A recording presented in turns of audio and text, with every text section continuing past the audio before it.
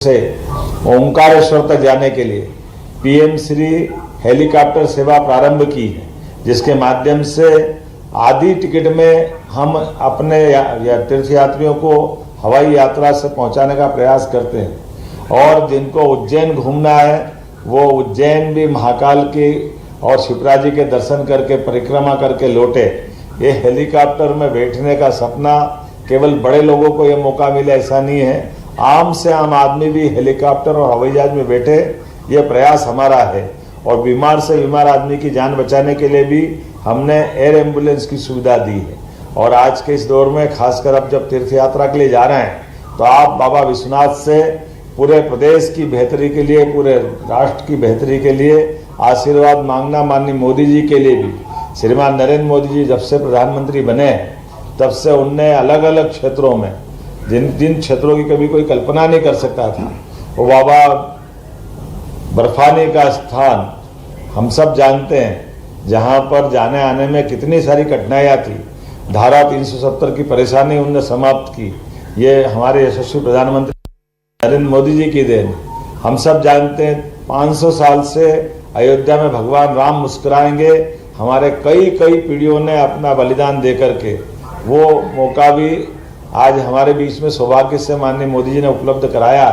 विक्रमादित्य काल का 2000 साल पुराना बनाया हुआ काले 84 कसौटी के काले के खंबे का मंदिर जो काल के प्रभाव में नष्ट भ्रष्ट हुआ, वो आज पुनः बाबा हमारे सामने महाकाल की धरती से भी हम अयोध्या जाकर के देख सकते हैं, जब भगवान श्री राम मुस्कुराते हुए फिर वापस अयोध्या से अपनी राम राज्य की उस संस्कृति को लाने के लिए आह्वानित करते दिखाई देते हैं।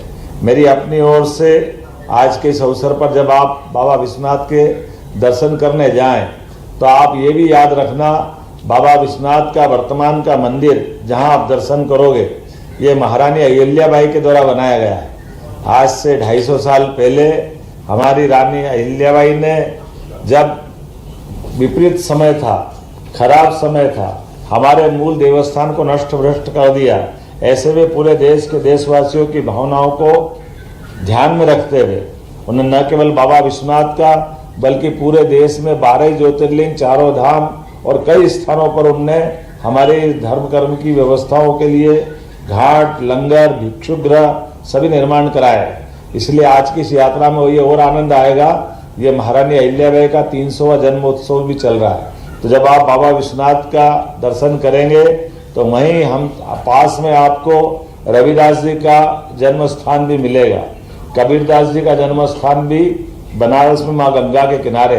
तो ये हमारी अलग अलग प्रकार के आज के इस दौर में जो जातियों की विभिन्नता है, उन जातियों से ऊपर उठ करके सभी महापुरुषों के माध्यम से हम अपनी सनातन संस्कृति को पुनः जीवित करें, प्रज्वलित करें। मेरी अपनी ओर से सभी 4 धाम में जाने के लिए आमतौर पर 2 माह से 3 महीना का समय लगता है, लेकिन ऐसा कहते हैं इस पृथ्वी पर अपन ने काल के देवता महाकाल की पूजा कर ली, दर्शन कर लिया और बाबा विश्वनाथ के दर्शन कर लिए, तो ये हमारे जीवन से लेके यहाँ इस समूचे विश्व का कल्याण हो जाता है। तो इस बाबा महाकाल से, काल की यात्रा से विश्वनाथ की यात्रा आप सबके लिए मंगलदायी हो, फलदायी हो। मेरी अपनी ओर से बधाई, बहुत बहुत धन्यवाद। जय श्री महाकाल, जय बाबा विश्वनाथ। माननीय मुख्यमंत्री जी, आज के इस पावन अवसर पर माननीय मुख्यमंत्री जी इस यात्रा में सहभागिता करने वाले वरिष्ठ नागरिकों से संवाद भी करने जा रहे हैं। तो इस पावन अवसर पर माननीय मुख्यमंत्री जी से संवाद करने हेतु मैं सादर आमंत्रित करता हूं।